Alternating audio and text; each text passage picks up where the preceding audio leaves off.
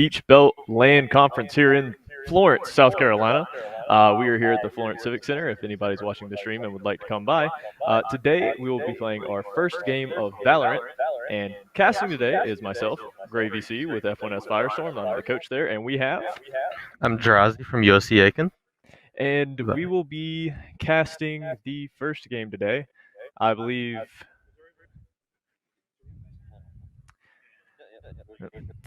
All right. I believe... Who are we playing today again? It is Lander versus MWSU. All right. We're just setting up the lobby right now. We've already done picks and bans for the maps, I believe. Yep. So now we're just waiting on them to start the game, and we'll be good to go.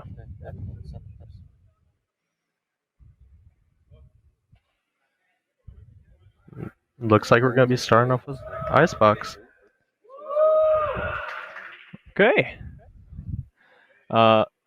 They've got Aegisled going on. I believe since the casting desk is right here below the actual stage. Good old Drowsy here got a peek of what the map is. I did. It's looking like we're starting off with Icebox today. Icebox is an interesting choice. It is, and I'm loving seeing the Instalog Vipers. Must have on Icebox. You have to. The util for Viper on Icebox is just insane. Oh yeah. But Icebox is not typically like a first map pick, you know? Yeah. I was expecting something like Ascent that's been a favorite in the Peach Belt this season. I think Ascent's favorite in collegiate in general. I know it's our team's favorite map for sure. Yeah. Now, the Reyna is interesting for me. Yeah. I do know on Lander's side, Hamby is a Reyna player. So it's interesting to see that he's on Chamber now. I mean, to be fair, almost every team needs a Chamber at this point. Yeah. He's just too good of a controller to not have a Chamber. I feel like every single match I casted this season had a Chamber in it. It probably did, Both and sides. It probably will continue until they nerf him into the ground. Oh yeah. Which, I mean, I doubt that'll ever happen, just because it is Chamber. Yeah, he's so popular. Yeah, and if you nerf him at all, like, he's just a useless agent. Oh yeah. I do like I'm a little confused about the stage pick from Lander's side. Sage is okay.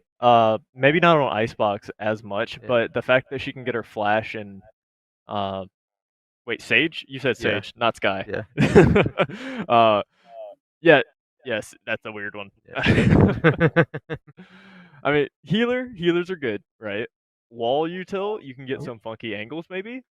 Yep. Slow some people down with their ult. I mean, basic Sage things, but Sage... I know on B site of Icebox, a lot of Sages like to do that little wall just to secure the plan at default. Right. Team in a site.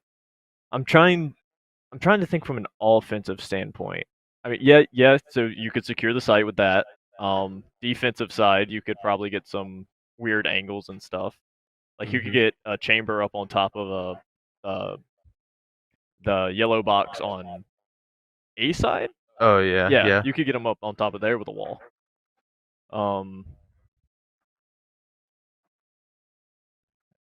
Looks like the coaches' accounts crashed, so they're restarting picks and bans real quick. They're doing the same agent, same picks, same bans, and everything. It's just going to take a little bit longer for us to get into the actual game. Yep. But it shouldn't take us too long, considering we already know what we're doing. Yep. We're back to loading in. Now I'm very impressed about how everything's came together. Yeah, it's looking pretty good so far from what I've seen. Yeah. I'm sure that we'll have a lot more people in here a little bit later because I mean it is 12. We also have spin in the event as well, so we're gonna have a lot of high schoolers coming by to play. And high schoolers don't get out of game until later, or not out of game, out of school. School could be a game though. All right, we are into the game, and starting off, we've got MWSU on defense and Lander on offense. Right? Yeah. Okay.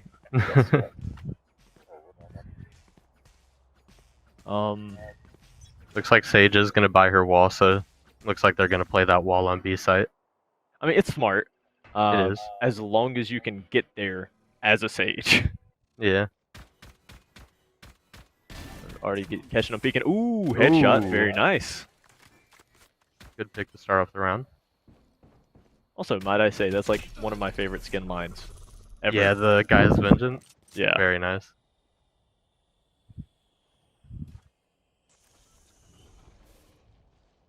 So they're down by 1. Chamber is very low. He was able to pepper them a little, though. True. Getting peppered through the box as well. Trying to live. Fighting for his life. Tammy's gonna get a headshot on Tool. Gonna even it out to 4v4. Contending Viper walls. We love to see that. Toxins going up.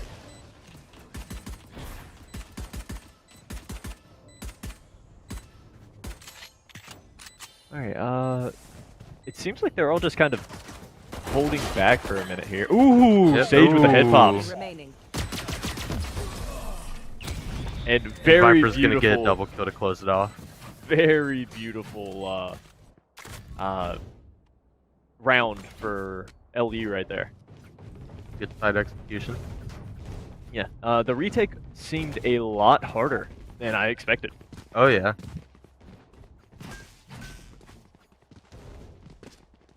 I can't remember exactly because I couldn't see the map the entire time. I had to move a few things, but I couldn't. I think the offensive sniper wall is really what saved them there. Yeah, it made it really hard to like see into sight from Snowman to enter. Couldn't really cross it. Exactly, and then it also didn't help that the defensive side of it as well. Both of them were kind of contesting each other in like perfect parallel. But Lander came in full sprint. I did notice that. I did notice that Viper lineup for the orb. I really like that. I saw them playing that in our matches against USCA during the regular season too. It was really cool to see. Okay. I may not have paid attention to what specifically you're talking about.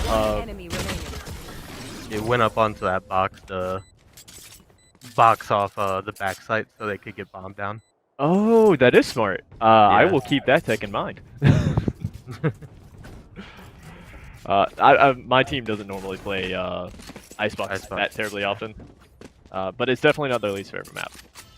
Yeah, I know my team does try to avoid Icebox at all costs. Yeah, there's so many wonky angles that can be seen there. But back to the game, it looks like we've got Lander going for an A-side push this time. But taking it a little bit slower than they did last time. You know, they aren't aggressively pushing, and they're letting Sage lead the way. Yeah. Lander knows that they can't really play too aggressive into MWSU's full rifle round now. Oh, absolutely not.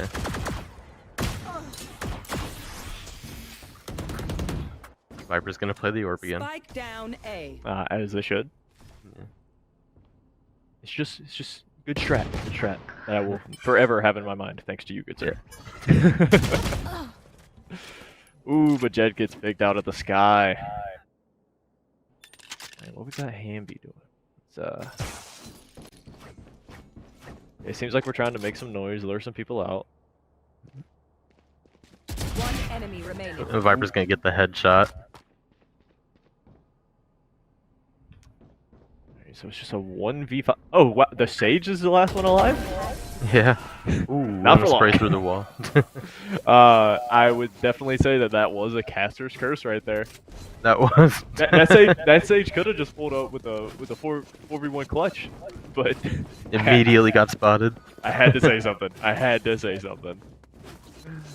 I'd like to point out that on Lander, their chamber is 1 point away from ult, so I'm excited to see what he does with that. Ooh, I didn't even notice that. Yeah, that'll be an ult this early on. Yeah. Very game changing. I'm expecting an ace. If he doesn't. You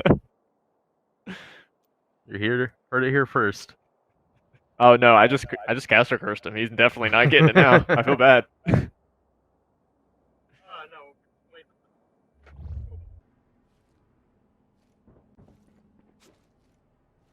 Alright, so we're doing a bit of a split push on the site here. We've got Chamber and Sage going hard into A. I mean, not hard, but you know, just pushing up, seeing where they are. We've got Jet and Viper over on B site, just trying to peek through and see what's going on there. And we've got the Fade pulling up, so they're probably going to push on A here. Yeah, Lander University just poking and prying at the defense, seeing where they can enter. Ooh, but a head pop on the Sage. They're And gonna on drop the Reyna. the spike. That's very unfortunate for Lander here. Wait, no. Yes, very unfortunate for Lander. I don't know how. Ooh. Nice. Chamber's gonna get 30 seconds left. Turning it around for Lander. Chamber with 3 kills.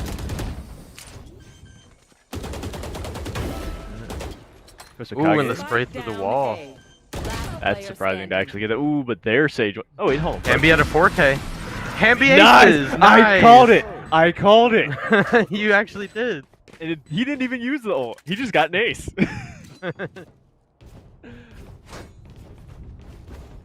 I also just realized both teams actually have a Sage. Yeah. I guess that that wall on offense is going to be very helpful regardless on both sides.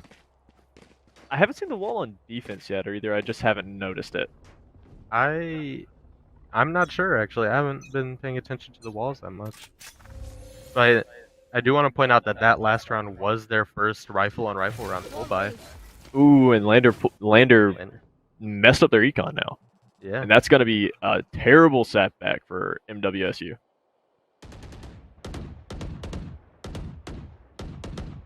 Did they full buy again? I believe 4 full bot on MWSU. Yep. I don't like that. From being a Valorant coach, I believe that you should always have stuff synced. But, good old BMAC got a pick. Or did they trade? Oh. As soon as I say something, one more goes down. Yep, one more goes down. Viper has ult now, though, on the defense. Ooh. Might be able to lock down that B side as soon as they try to push. Possibly, if we can get that Fade on a site with bomb.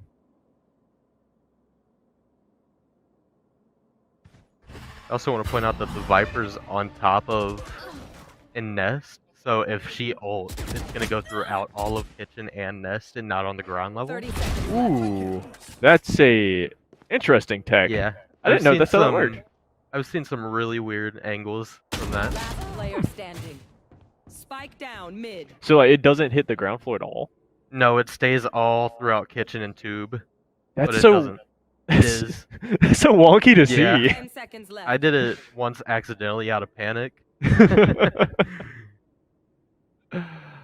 Ooh, we got a 1v3 with the chamber going on right now. Except it doesn't matter because defenders won. It was rifle. Yeah, it's smart. It's smart. Yeah. Got to keep that good econ going. Yep.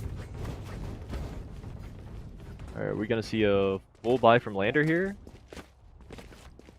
No, we don't, because Hamby is going to be using his ult more than likely. Yep. Now my question is why is the Fade not buying? Guess what? Wait, hold on. I am confused. Lander's econ is very split right now. They just did some last minute purchases, uncoordinated. Very much so. There was a judge. There was a there was a Spectre. There was a Vandal. Yeah. Not sure what's going on here. It's definitely an interesting buy. But you know what? Maybe they can make it work. Maybe they can pull it out. We don't know. And they're just gonna have to rotate off of A because of that Viper ult immediately. Reiner with a thwack bat. I don't know what the actual name of it is, but it says thwack whenever you hit people. The whoosh bat. Whoosh. Yeah, there we go. Possibly one of the best knives in the game. I agree. And it looks like they're doing a slow two-person rotate on the B side to try to see what they can find. Yep. Trying to avoid that Viper ult. But the Chamber can just get on out of there. Yep. They are all rushing to B site. See that fade? Ooh. Chamber's trying to get peeks on the fade. And Lander's gonna Viper ult on the site. Chamber got a snipe with the fade. Good use of ult. Good use of ult. Yep. Got Lander on the site. They're just having to spray and pray and hope that they can hit him right now. They're kind of scared. Ooh. Ooh, and Fade's gonna peek out of it. Not a good idea. Yeah, not the greatest. Oh, that I see why she bought the Judge now. Why? Because she's playing her ultimate now. Ah. As soon as they can just one tap. That makes a lot more sense. Ooh, the stage goes down. Ooh. Fade goes down again. Last player standing. Ooh, Viper on Viper. Is Chamber gonna pull this out for Lander? One enemy remaining. Oh, he's gonna get one. Oh, so close. So close. Ooh, I love a good Sova ult. Oh yeah. I have missed many of Sova ults, but it's so fun. Yeah. I hope everybody. I just realized nobody can see my hands. Now MWSU's Reyna has been holding on to ult for 2 rounds now. So. I don't know why. Yeah, it's a very, what is it, 5 or 6 points? I think it's 5. I think it's 5. No, it's got to be 6. Because there's a reason why nobody plays right now. Yeah, true. And just holding on to it, she's not going to be charging it. Hey. You know, maybe she's just going to pop off. Maybe good old BMAC going to pop off as Reyna. Oh, yeah. Oh, there it is. Uh-huh. He heard us. Alright, Lander's already got one pick on him. Sova ult comes out. Ult's gonna come out. Interesting. Oh no, I guess he didn't have a recon dart or anything, so he really was just shooting it. Shots in the dark. Just long arming it. Ooh, but that made enough noise. I think the other team's gonna be enough distracted for a rotate. Especially if we keep making noise there. I say we. I'm so used to casting from my team's perspective. When the Sage ult, gonna give MWSU the advantage here. Okay. They do have numbers, but do they have the mechanics? Reyna ult did run out. All she got from that was about a little bit more distance on her flashes. Ah, yeah. Yeah. It is what it is, you know? It happens. Alright, we've got a plant from MWSU here. Look, Sage spots with you.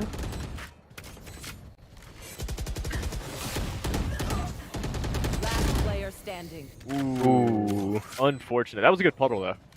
It was. Is she playing lineups? I think Kosakage might be playing lineups. Oh! Okay. Hard to line up against 4, though. Yeah. Hard to line up against 4. As a Viper one trick, I do love seeing these lineups in play. Oh, dude. One of my my old esports kids legitimately would spend hours upon hours just doing Viper lineups. Yeah. Trying to find random stuff, and it was always so interesting to see. Now, I think some of my newest favorite lineups are Fade lineups. Because Fade lineups are crazy. So you can bungee people. It's so fun to watch. Ooh, we got a replay over here. Ooh. And we don't have one anymore. Yeah, all right. We no longer have a replay. Lander's economy is still not looking great. Yeah, that split buy really has messed them up for this round. Yeah. Oh, BMAC. Both players gonna whiff. BMAC. VMAC on 2 HP. Oh, but he's Reyna. He can heal, right? Yeah, but he used that orb on Yeah. to dismiss. Oh, I feel so bad for Reyna mains. I feel bad for him. Yeah. Especially because she used to be so good. And now she's just like bottom tier. But yeah, if you're committed to her, you're still gonna be good. Yeah. Oh, Sage is gonna spot one. Up. Oh. All right, we got a little bit of a standstill going on here. Is that a Sova lineup? Possibly. Sova lineups are arguably just as entertaining. Yeah. But I did hate whenever they nerfed him so that his double shark darts can't kill you in one shot. Yeah. Yeah. I heard some of the UI changes messed up some of his lineups, actually. I wouldn't doubt it. 30 seconds left. Like, Sova used to have probably some of the... Oh, wait. Ouch. Sova probably used to have some of the best lineups. Yeah. Probably the most versatile lineups as well, with the recon dart. Alright, so we've got Lander planting here. 15 seconds left. Last player Close. standing. Ooh, but their Sage goes down. Ooh. Tool gets them as well. He's gonna drop and get the double. Oof. We have a Jet ult on Lander's side now. That'll be very fun to see. Oh yeah. Thank you. What's your opinion on the Jet ult change? I know they changed it a while ago, but you know where it doesn't refresh when you do the full send? You do all 5. I'm not much of a Jet player. I don't really play Duelist a lot, but I did play Jet after it, and I was like, whoa, what's going on? I don't like it because it is like a high risk, high reward thing now. Yeah. That is good. It's more balanced. Like, that is for sure. Do I like it? Absolutely not. Dude, throwing 5 jet darts or jet knives at somebody was just so much fun. And then as soon as you get the refresh, just sink, sink, sink. It was fantastic. Jet ult, one of the most fun ults in the game to me. It's probably, I don't know, it feels like the most adrenaline seeking. Yeah. Because if you're playing Jet, whenever you're ulting, you are in the sky, jumping everywhere, just knife, knife, knife. Yeah, hers and Reyna's, those are the fun ones. You just want to get in there. Oh yeah, I completely agree. But we had Lander push up, lose 1, and all of MWSU already rotated. So maybe if they could get a little sneaky rotate going on here. Oh no, they've got people peeking mid as well. They're gonna get spotted wherever they go. It's gonna be tough for Lander here. It's gonna be very tough for Lander. Like how MWSU's Vipers starting to like encroach towards mid. Face your help her Sova out. It's smart. It's smart. Yeah. Especially because they're still making noise over at A. 30 seconds left. Oh, they had just convinced them to back off too. They thought it might have been slow rotate. Yep. Ooh, Hamby.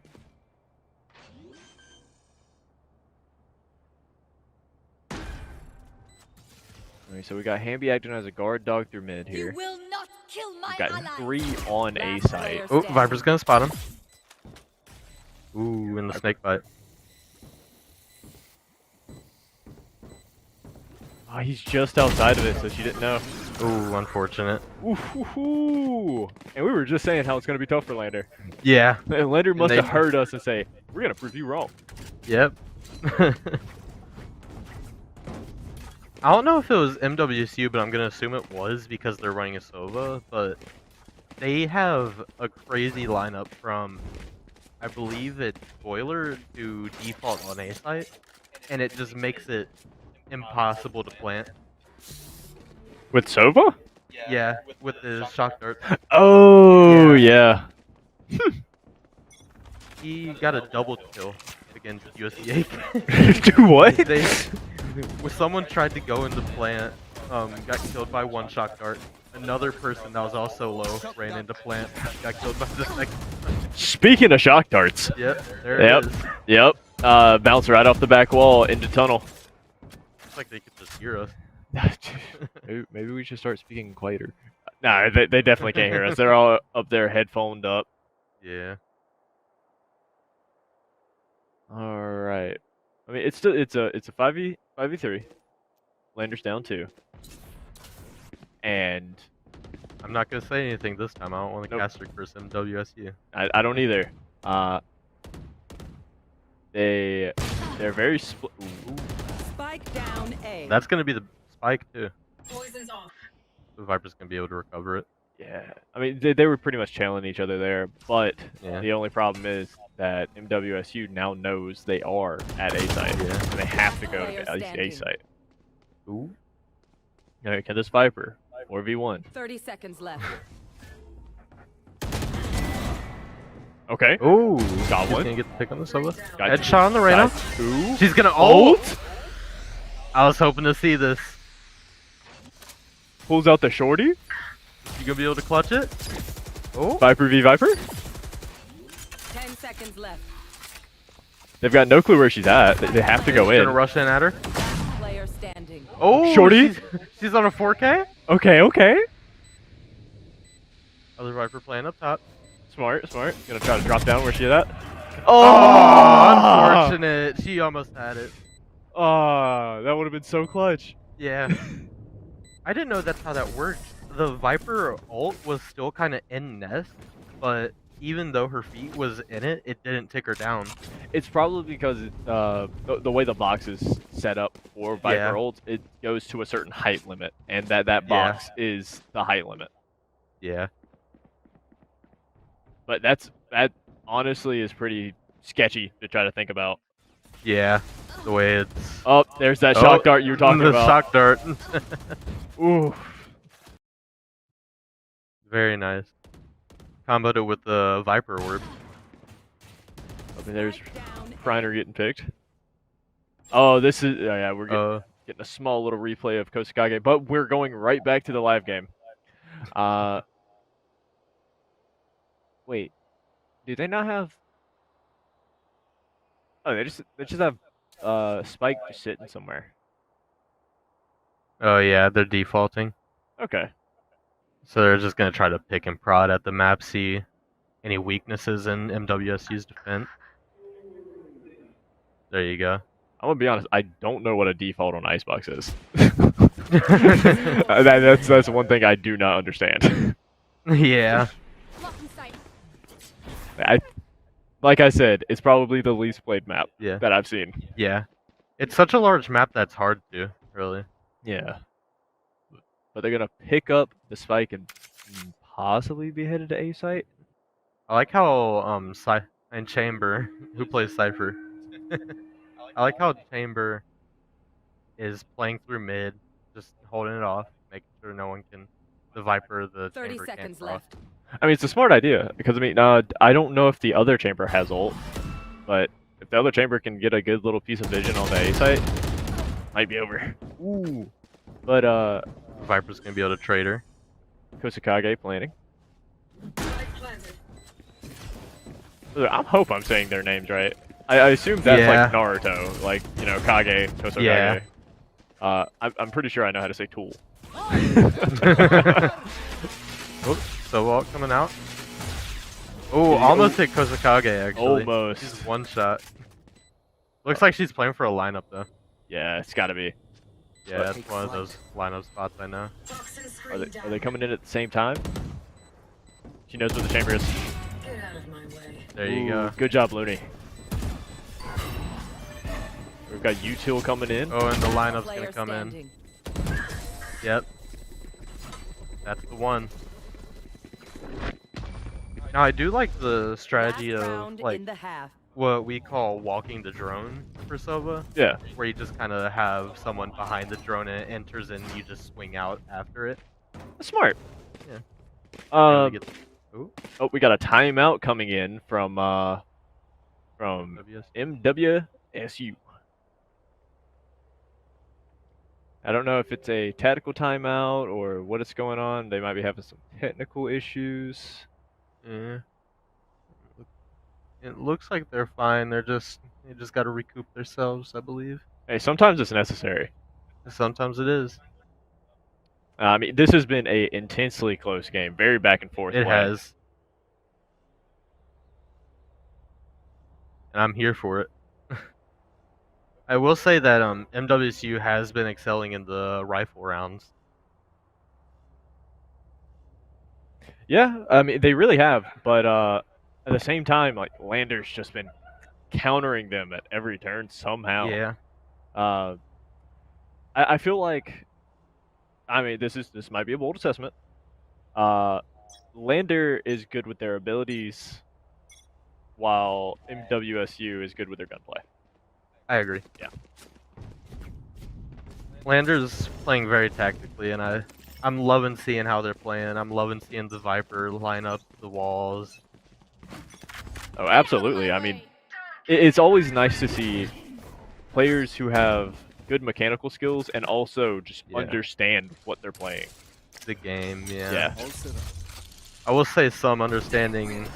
I'm gonna dock them a few points on the econ. Yeah, yeah, you know. They had, you know. I've complained about the econ too, but Reyna got a pick. They're moving on up, trying to get this bomb on site. They're very fast with their util usage. They are. And that's the only concern is that, you know, they blow all their util, and now what are they gonna do for the next 30 seconds while bombs planted? Viper does have ultimate. We might see. Oh wait, hold on. Which Viper? On MW. No, am I? Oh, I'm wrong. Ooh, Tool goes down. Ooh, through the wall. Gonna see a Vandal. Okay. Gonna say no lineups for the Viper. Absolutely none. You're not allowed. Oh, and it looks like MWC's still gonna lose the round. Oh, yep. She God, wasn't able to half it with the lineup. That's painful. That is painful to see. But we got a tie game going in, almost for round. All right, no, is this round switch? Yeah, this is a round switch. Yep. Yep. So tie game, middle of the exact round, exact middle. Loving the Viper wall. Viper walls. Yeah. Okay, so we're gonna get a little preview going on here. The Reyna pick. Yep. She's gonna get immediately traded by the Viper. Oh, we got Tool coming through, trying to get some retail. Gets picked. Oh, I think he saw her. Oh, he saw her with okay. The recon. Okay. That makes a lot more sense. Okay. I thought he just blind fired that. I was about to be like, my goodness. I wish we weren't looking at that replay. Listen, I would. Listen. I would have lived without it. It's better to know the truth than live in a lie. You're right. Alright, so we got ooh, Jet Smoke to block the recon. Alright, Chamber's gonna try to peek something out here. We got straight lean? We'll say. I was confused by his name for a moment. I will say MWSU is really strong at just getting into sight and getting that spike down. Very much so. Oh, shock dart lineup? Last player standing. Oh! That was tense. That was tense. It was. Unfortunate. I could have swore they had that. Yeah, it was so close.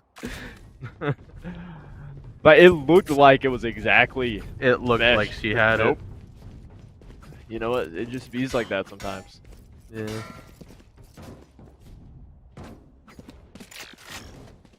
Alright, ooh, but we've got MWSU going for a Bulldog play. Yeah. I've been seeing a lot more of the Bulldog recently. Yeah, it's been a popular choice. I just remember when I first started playing Valorant, Bulldog was not worth buying. Not it, yeah. But I'm pretty happy with it now. Honestly, I kind of prefer it over the Spectre. Oh, yeah. I'm kind of sad I'm not seeing a lot of Stingers now after the recent buffs for it. Oh, did they buff Stinger? Yeah, they reduced the recoil pattern. Made it a little more controllable. Okay, okay. We'll have to get some planned out, you know. I'll probably have to hop on one of these PCs we have at the facility, or not the facility, the arena here, and get in the lab. Try it out. Yeah. See, look at them walking the drone. Walking the drone. Oh, Ryan to the sage wall. Unfortunately. Ooh, she's gonna try to do a little bit of damage. She got a little bit off. She got a little bit. Yeah. I think. Reyna healed up. Ooh. But they are getting the plant. So now it forces Lander to actually try to get in there. But it's going to be rough for the 4v2. Especially with only one on site. I like that play that the Fade tried. Headshot from the Jet, but it's not quite enough. Unfortunate. I like that play that the Fade tried with the Prowler to get a Spectre. Oh, yeah, sure. He just peeked out while she was blind. Yeah. While they were blind. It was a good attempt. Hey. It was. I liked it. Ooh, but look at Lander again. Did MWSU buy those Spectres right now? No, MWSU, or did they beat them? No, they just bought the Spectres. Okay. Yeah, they had another econ round last round, I think. I'm blind, so I don't know. Yeah. If they did buy the Spectres, I'm a little confused because they do know that Lander's going to be on full buy in this round. Well, Lander actually wasn't on full buy. They aren't? No, so they should be on full buy, right? They definitely should be. Yeah. But 4 of them bought a Vandal and 1 bought a Spectre. Oh, okay. Yeah. Again, that comes to that that econ play we were talking about earlier. Yeah. They're always split buying. They can't be doing that. I feel like that may lead to their downfall.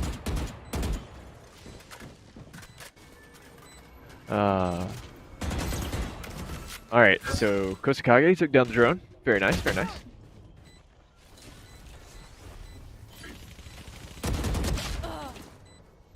Very action-packed game going on right now. Ooh, the wall to defuse. Are they gonna spray through? Oh, the Viper line. MWSU is just running it currently on offense. You're very commanding on offense. Yeah, that's where the gunplay comes into play. Their offense is a lot faster paced than Lander's. Oh yeah, it's a lot more get in there and then defend compared to fight for the engage. And I'm loving it. Ba-da-ba-ba-ba. Ba-da-ba-ba-ba. Not sponsored. Not sponsored. Nope. Alright, so... You can just watch them take a site and just tell they have full control over how the game's playing. They know that they're doing exactly what they need to be doing. Exactly. And they've got that Reyna ult. Let's see if she holds it. She probably, I don't know. She might not. But yeah, I'm not sure how the they've buys went this round. They 5-stacked A site and didn't even think that they'd go back to B. Oh, whoa, yeah. Sage is just gonna get a free plant. Yeah. Free. Wow. Free real estate. Yeah. And there's a Viper wall and a Sage wall protecting the spike. Was Viper able to get her orb down on the bomb? I don't think so. I mean, she may have, but... Oh, no, she doesn't. She didn't buy it. Oh, interesting. I mean, but that puts Lander back on retake right here. Yeah. Which... Okay, they took out Sage wall. Ooh. A recon dart. Sage goes down. Viper goes down. It's only the chamber left. You got one clutch earlier. They're running at him. Oh, he's gonna. They're running at him. They weaved. Unfortunate. That was painful. that was a little bit of disrespect. Yeah. Just run at him, gun looking at the floor, weave. Yeah. I'm glad that Hamby didn't just try to run away and save though. True. Because if you do live on defense, you get 1,000 less credit. So he wouldn't be full buying now. Ooh. I did not realize that. Yeah. That's just me and my old man brain. It's a fun thing about economy that a lot of people don't really realize that most of the time you don't want to save unless you have like an operator. Yeah. Better to just try to ruin the other team's economy. Alright, we've got BMAC trying to force his way on site here, but we've got a lot of util dedicated to not let them on. Hamby's playing up on top of screen right now. Ooh, and the Viper Wall comes out, but that's not going to get on the lower level, is it? Not Viper Wall. I believe Viper so. Ult. Yeah. Oh, it did go down? Yeah. Very nice. She targeted down there, yep. Alright, it looks like MWSU's just going to rotate mid on the B site. Yep. Get a and they're gonna pick off the anchor. Ooh, and they spot out the jet. Is that a heal? No. Okay. Yep. Yeah, it was. They healed herself. I thought it was a revive on somebody. I was like, who's over there that she can revive?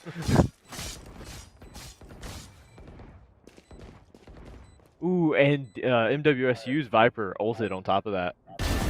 Yeah. But, gonna make it really difficult for Lander. Oh yeah, Lassie got a little sneaky pick there. Or one enemy remaining. Chamber. Yeah. Ooh, but Chamber got picked off in the distance. Ooh, and that's gonna knock down the Viper ult. Oh, unfortunate. But is there enough time to defuse? I don't know. Oh. And Lander's gonna get the defuse. Maybe that's just enough to swing momentum in their favor. That's huge for Lander. Not only, so it may not be complete, complete momentum shift, but that definitely gives them a better mental. It's gonna help them out. Yeah, 7-10 looks a lot better than 6-10. I could tell they were really happy. I could hear them from here. Oh yeah, and I don't know if it picked up on the mics or not. I hope that it didn't, because I'm hoping that they could just hear us talk. Yeah. But if it did, then you know what? Everyone who's watching the stream heard it from here. Heard it here first. Yep. Now, okay, I want to bring us back to this. Lander's on another split buy. Again? They have 2 rifles. Yep. Oh. They do have jet ult. That is painful. Coming right off that victory too. That is not the way to celebrate the victory. Yeah. Yeah. Ooh, good chamber port though.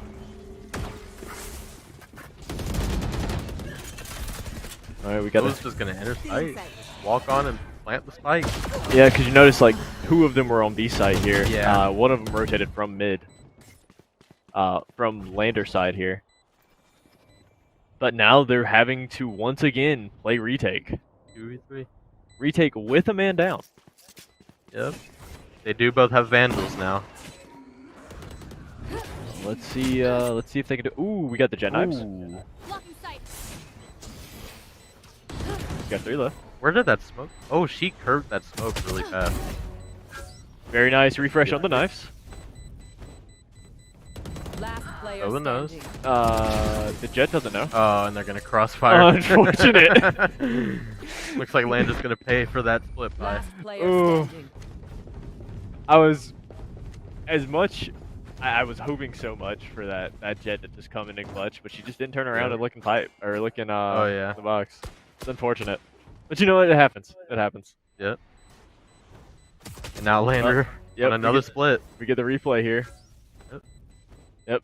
Jet did check all of the corners. Just did not every check corner behind. except nest. Yeah. Unfortunate. And now Lander's on another split. It hurt. MWSU's economy is just. It's so much better.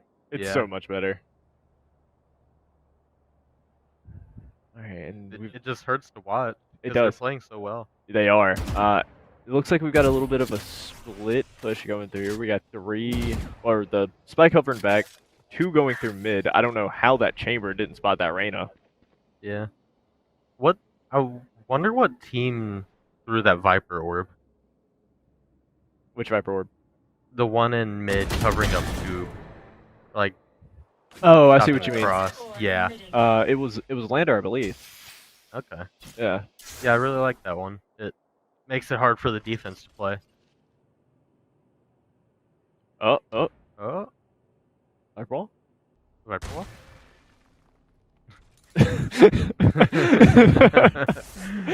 I love. Oh, she's gonna throw it. Oh. All right, we got the Silver Dart taken out.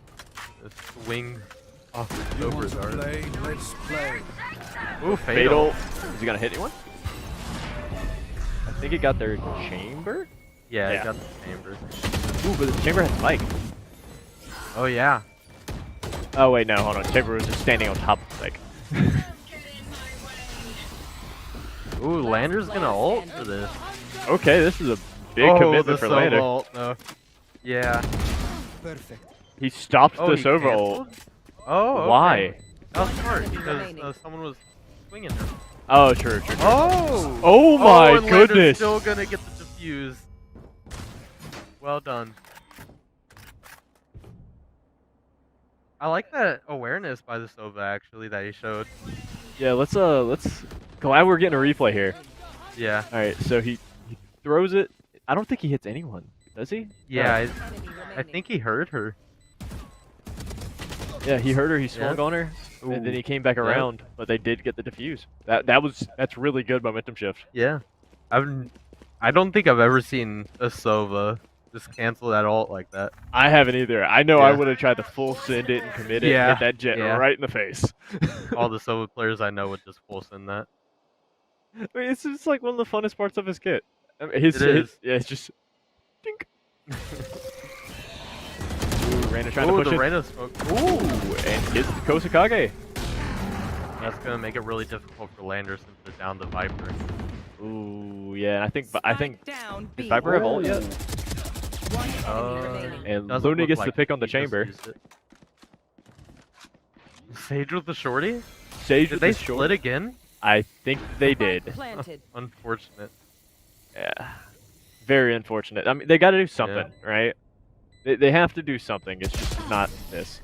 Yeah. Yeah. Oh, this is... And then they're forced to force buy again right here. Especially, I mean, it is match puzzle.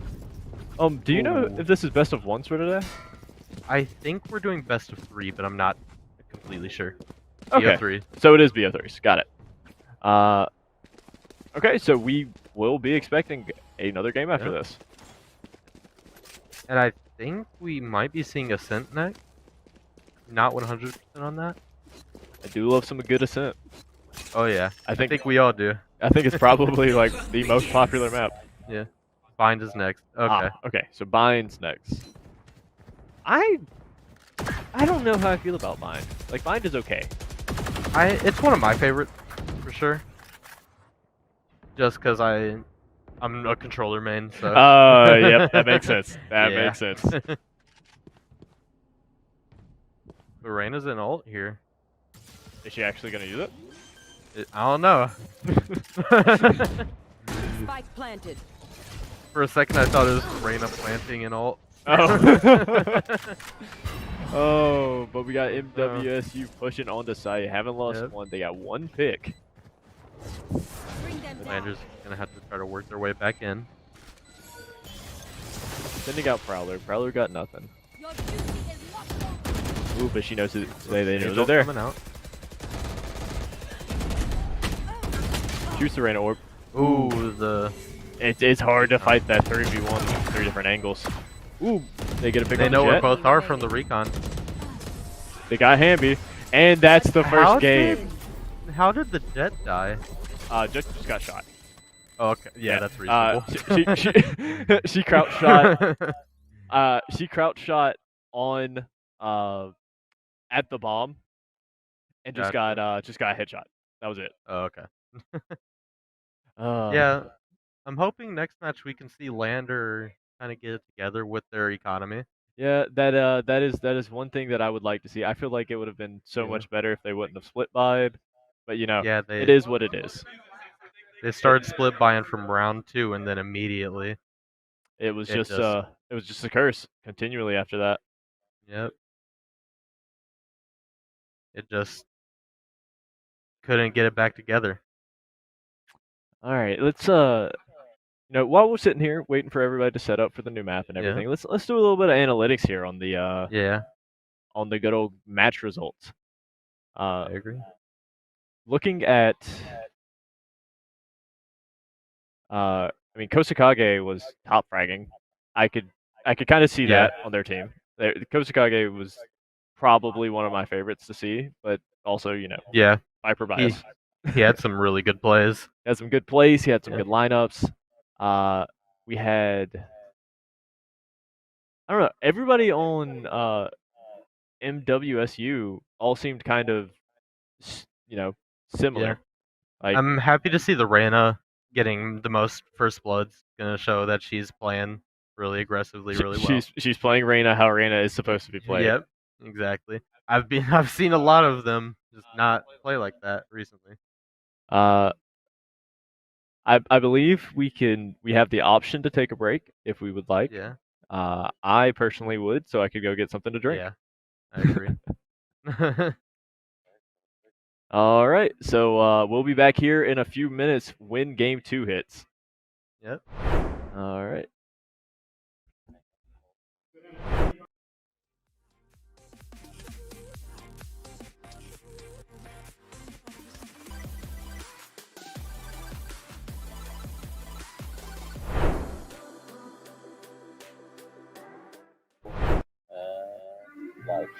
Hello and welcome back to Game 2 of Lander versus MWSU. Right? I said that right. Yeah. You did. We don't have much context on the maps or bans or anything like that, or who's everybody's going to play, but MWSU did take the first game. If you missed it, I'm sure there will be a VOD of this after that you can go back and watch. I believe we are starting on bind for the second match. Yeah, that's right. That's right. Yeah. So bind for the second map. Who do you think is going to be different in the agent lineup here? I'm not 100% sure. I know what was popular. Oh, all right. I know what was something that was popular in the VCT. I don't know if we're running meta on these teams. Was both Viper and Brimstone. And it worked out pretty well. Gave clear control over the map. Okay, and speaking of that, we are getting a little peeks into what the picks and bans or the picks for the agents are going to be. I like the KO. I do too. This gives that intel, control over the map. Yeah, like KO is just too good not to have on a comp right now, in my opinion. Well, on certain maps, like Icebox, he wouldn't have been good. Yeah, for sure not. There's too many angles and everything that he can't hit with his knife. But for a semi-smaller map like Bind, I could see it working out very well. Agreed. And what I'm really wanting to see is this breach locked in right now. That would be really interesting. We've got a breach on both sides locked in already. I think we have some players asking if they can play Harbor right now. The answer, I don't believe so. I would assume not, because just came out. Like in most other competitive games, like actual comp, you gotta give it 2 weeks. Ooh. I like this sweep through that we've got going on of Bind. Well, cinematic action. I know.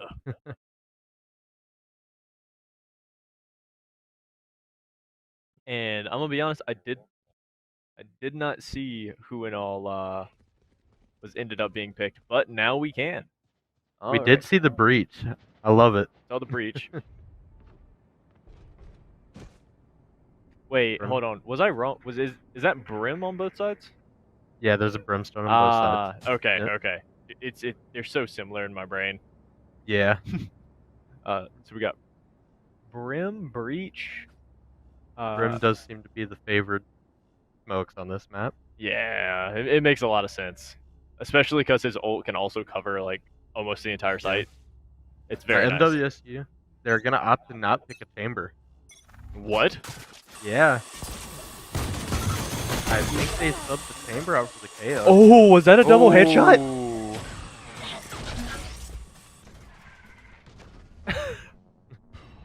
Ouch. Just like that. Bring them down. That's one way to get the morale going. It is indeed. Last player standing. Ooh, the double from the chamber as well. And Lander just comes through, pistol rounds, guns blazing. Do you remember who was playing Chamber on Lander last match? I think it was Hamby. I feel like it was. So they swapped the Chamber from Hamby to Kazukage. Okay, I mean, Chamber is very versatile. Yeah. To be fair, I mean, his kit's not too terribly hard to get used to. Yeah. Because I mean, 2 of his kits are just guns. Yeah. Yeah. I mean, I could see that switch. Yeah. But I don't know how, you know, good the aim is of everybody, and if, you know, Hamby might be a little bit better or a little bit worse. That's one of the main factors of Chamber. Mm-hmm. Ooh, the Haunt's gonna detect the raise. Ooh, but Fade got that pick. Yep. But is that the Chamber that just got picked down there? Ooh, and the raise is gonna get the headshot. Last player standing. Ooh, and then Raze gets headshotted. It's a bunch of back and forth. But right now, Lander's up 2-1. Up 2 people on the team count here. In terms of armor, I just want to point out jokingly, Lander did split by their armor. But Lander won that round. Yeah, they may have We got start him off young. you know, they're just gonna start with a little bit. Starting small, working our way up. Starting small with the split buys, and then just keep going. I'm sure they're going to hear the stream, like go back and watch it, and hear how much we bragged on them for split buy. Yeah, nothing but love. It is nothing but love, you know. But you know, it is up. Is that Seen it again? Is that another split buy?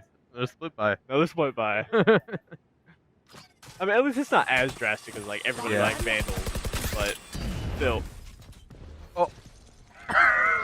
The robots jump scared each other, and then BMAC just comes through. I didn't know that could do that. I've never seen that didn't either. One enemy remaining. Spike down A. Is BMAC gonna get an ace? Not gonna ace. Grenade! Caster's Curse? Oh. Come on, BMAC. Come on, BMAC. Come on. Start shooting. Literally on him. There we go. With the ace. There you go. BMAC acing. Nicely done. We're not biased at all. Like neither of us represent either of these teams. Yeah. But just you gotta cheer for him if he's going for an ace. Yeah. You gotta. Yeah. I will say Lander's split buy was unintentional this round. They carried a few Spectres in from last round, and they knew MWSU was going to be on rifles. They didn't really want to buy a few rifles and a few Spectres. That's smart. So that was a good play by them. Yeah, especially if the Spectres came from the round before, like you said. We have 4 Vandals and a pistol now. No, Kosakage. Come on, guy. It happens. It does. It does. Oh, this Sage is in a bad way. But she made push her out. They ended up making it out. It's very nice. Lander's just gonna lock down the teleporter. I've always really liked that interaction, that you can like throw projectiles through the teleporter. Yeah, through the teleporter. I know there's one weird little angle that you can do. I'm pretty sure it's a glitch where you can kind of phase Raze's robot through the other side and open the door. What? Yeah. Like you can be standing mid and just phase the robot through the door and open it. I don't know if they fixed it. That's something that we gotta go to the lab and find out. Yep. Staring at the teleporter. Yep. 30 seconds left. Oh. Ooh, and the Reyna movement player. Ooh. Okay. And Raze. Hey, he got 2. He got 2. Yep. Possibly 3. No, he got 2. 20 seconds left. Ooh. 10 seconds left. Oh, I got him going on right now. Spike gonna down. stop him? Uh-oh. Spray through the wall. Well done. Smart play. Smart play for sure. good job for the Brimstone on Lander's side, getting that bomb down at least, and get that 300 extra credits for Lander. Hey, 300 extra credits, and isn't it one piece of charge for your ult? Yeah. Yeah. It is. So, he's just that much closer. Yep. It was a good play. Alright, and what's the buys looking like here? Stinger. We'll split. Split. But Stinger and... Yep. Oh. And Kasukage is actually going to kind of play with the team. Okay. In terms of the I like... We're just critics for the econ now. Dude, that's one of the biggest things in Valorant. Yeah. Is it matters. It matters so much because if you mess up your econ, like there's no way you're gonna come back in the game. Oh yeah. Looks like Lander's going for a little default play this round. Yeah, defaults are good. Always. Especially because the last 2 attempts got stopped. I think they're trying to slow down the momentum, get back into it. Both teams have very different playstyles on offense. Oh, it's very true. I believe MWSU is more of a I'm gonna run at you, whereas Lander is also I'm gonna run at you, but then I'm gonna slow down. Yeah. I think that goes back to you talking about earlier how MWSU's better with like play, but Lander is more util. Yeah, more well versed. Ooh, that was a good attempt. Yeah. I respect it, but there was not much they could do. 30 seconds. We got a nice rotate going on from Lander over to B site. Smoked off the site. Stage. Yep. Alright, got to go. Is MWSU gonna pull it back? 3 health and a dream. Smoke down.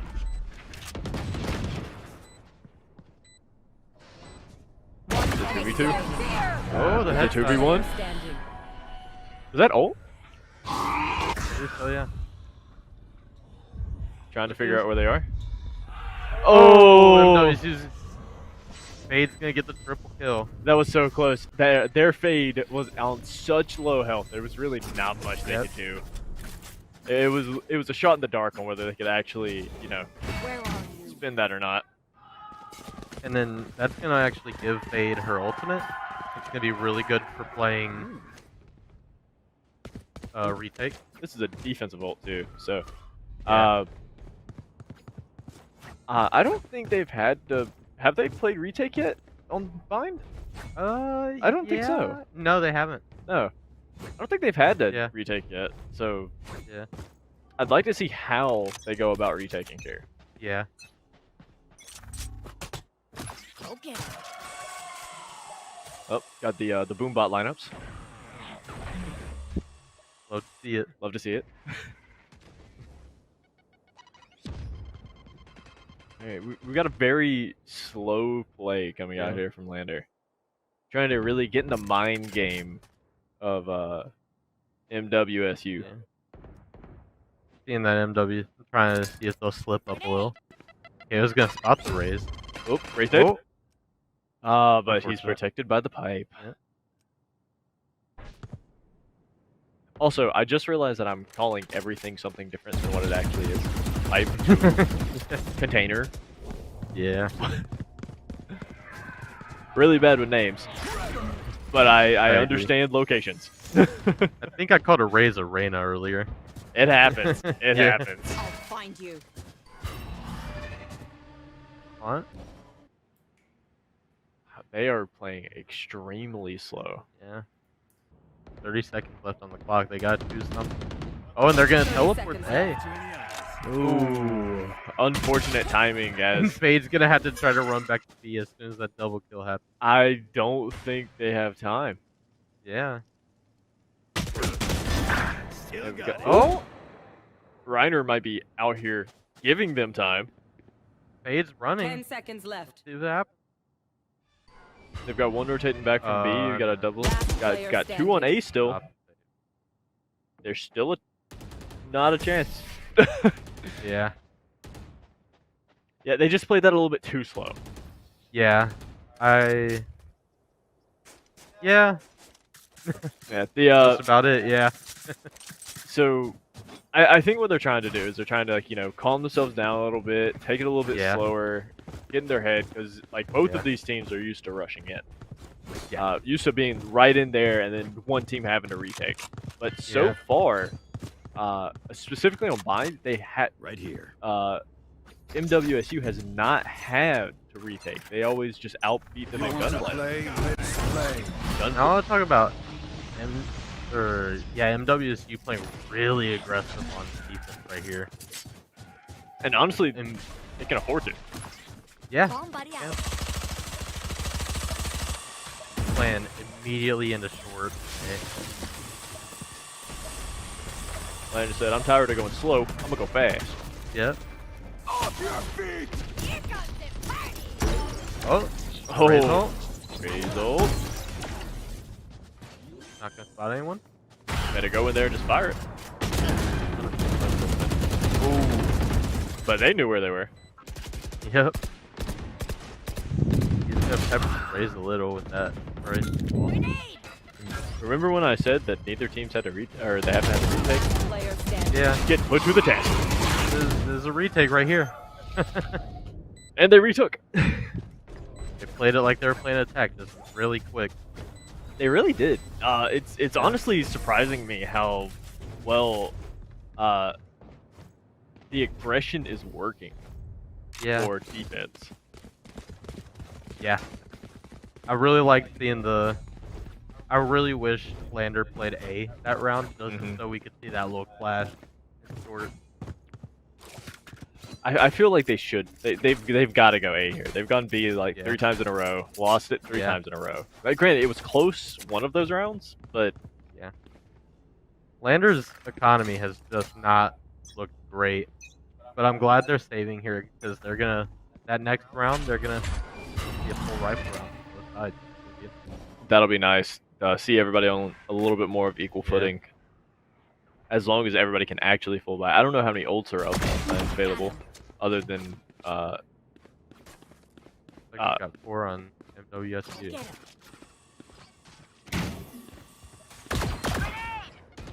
Was that Raze using a Vandal? Or using a Vandal? I'm not sure. That one right there? Yeah, okay, okay. That's the new set. That skin confused me. I thought it was a Spectre and they got a headshot from that distance, and I was like, excuse me? Why did that one tap? Why did that happen? Yeah. Alright, well, we've got Lander pushing up here. All 3 of them in that small little corridor on the way to A site. Like we're about to see some brim smoke going down. Smart. Is he gonna pick Caliber? Ooh. Crosshair placement. That's right. That's just superior crosshair placement. Yep. Alright, next one comes out. And 30 seconds left. Ooh, Bungie? Am I gonna see a Bungie? No, I'm not gonna see a Bungie, because he smoked. Unfortunately. Did he do Caterpillar smokes? Yeah. Yeah. Ooh, the flag! That was nutty. Nasty. Spike down double kill. Hamby out here just fighting for his life. Can't quite keep it. But I mean, for a pistol round, that wasn't too bad for them. They got 1. Yeah. Oh, that was just dirty. Yeah.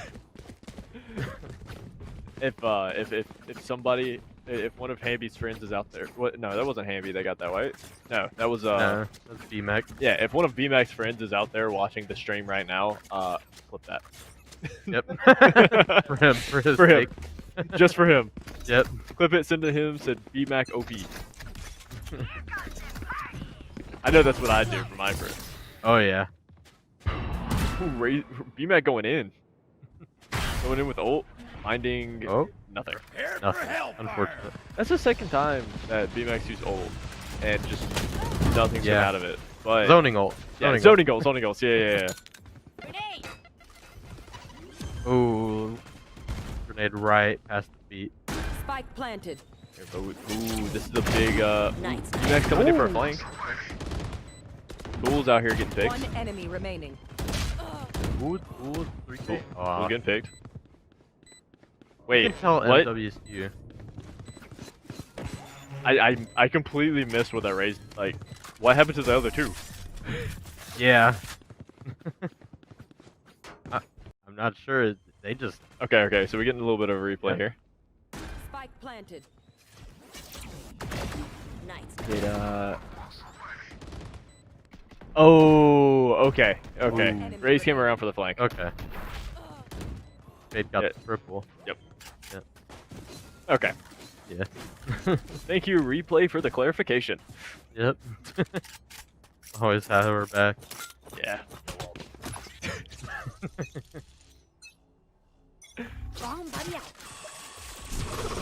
All right, we got the.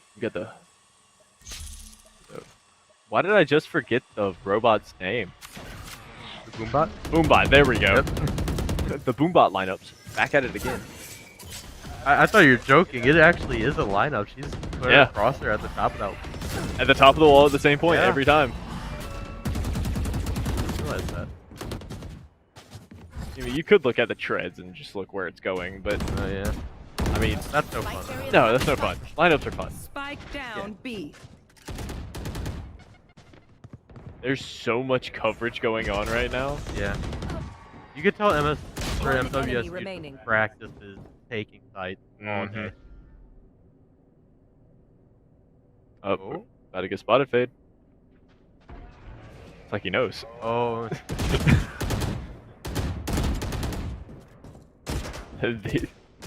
This Fade is getting pincered. That's just unfortunate. Yeah, that is. That just shows MWSU's team play there. As soon as the Brimstone called that she was in there, the Rays immediately ran towards CT.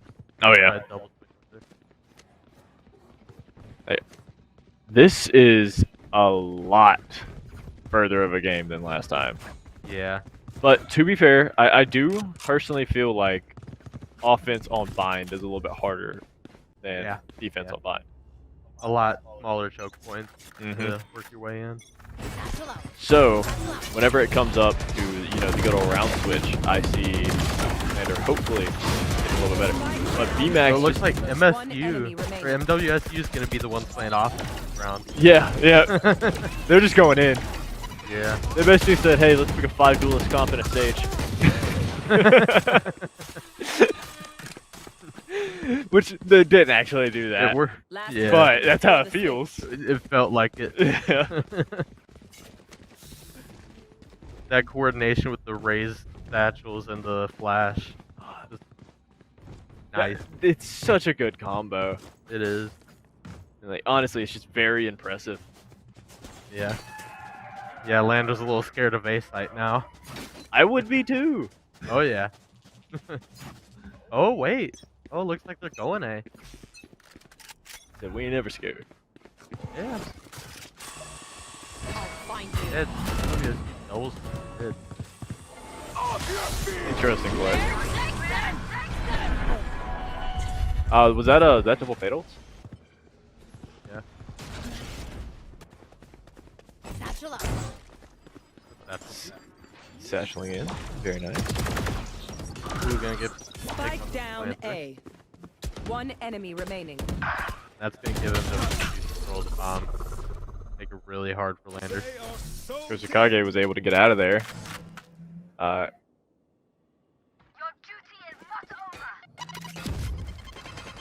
Trying not to die. It's very tough here. Like, he could be playing Overwatch here in a second. Good. Getting util spammed. I love using that phrase. It's such a good phrase. It is. And here it is. Yep. Teleport's ready. Come on. Prowler? Oh no. 30 seconds left. Oh, with the head. Very unfortunate. But I mean, there really was not a lot. He was. I didn't see how much HP he was left, but it was not enough. 27, I believe. Really hard to make his way back in fight. So going into the swap, we've got MWSU at 10 and Lander at 2. I mean, I've seen Stranger Things. It's a good show. But you know, there's definitely still a comeback opportunity here. Oh, for sure.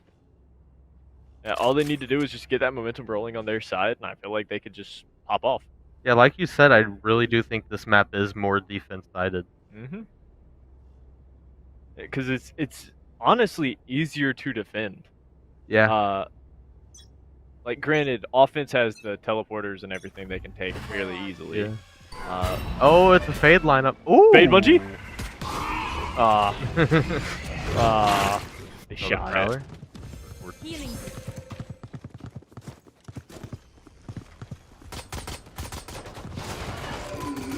So, I'm not a fan of Lander just running through that spot.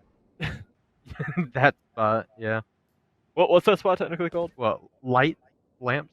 Yeah, lamps. Backside? Yeah. Not backside. I know this is showers. Yeah. Yeah, I know that one. Which is bad because I did coach Valorant for a while, but I was just really bad at the names of the maps.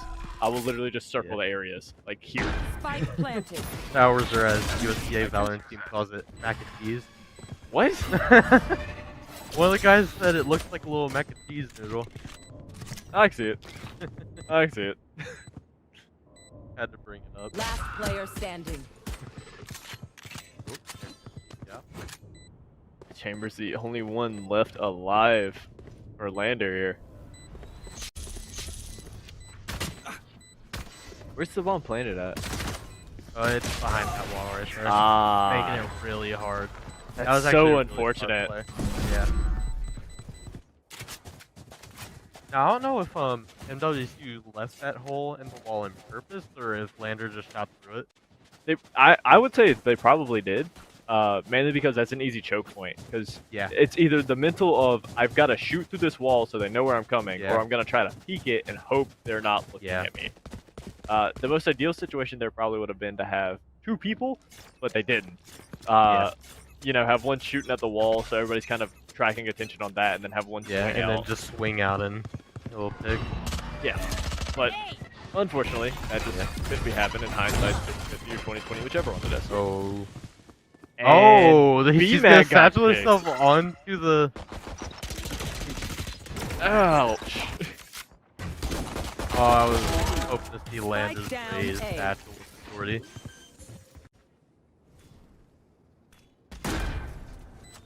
The lineup on the planter. Wow. You mean with the Sage Wall? No, with the there's a Brim Molly. Oh. On default, yeah. Out of here. Ooh, Looney holding the light area. I'm a huge fan of what MWSU is doing with their Sage. Oh yeah. Like, in my head, like Sage is okay, but they are showing the proper way to be placing these walls. They're just changing the flow of traffic with every single wall, and it's so smart. Yeah, just making Lander play how MSU wants them to play. Exactly, they're forcing them not to be able to do what they want to do. Looks like Breach has an Odin. Wait, what? One final split. One final split. One final split for the Bucks boys. But you know what? Maybe Hamby is just the Odin goat. Maybe he is. Yeah. We're about to find out. I remember the old Odin meta. Crouch and just shoot. Yeah, just hold left click. Yep. That was everyone's favorite. Yeah. It was definitely my favorite. I definitely did not slam my mouse on my keyboard multiple times because of that. Nope, not me. Oh, there goes the Odin. There goes the Odin goat. Where you going? Molly. Oh, the Molly? Just trying to keep that from being an entry point that they can get flanked on. A side is just clear. It's wide open. Nobody rotated. Spike planted. Yeah, that seems like a communication problem, honestly. Mm-hmm.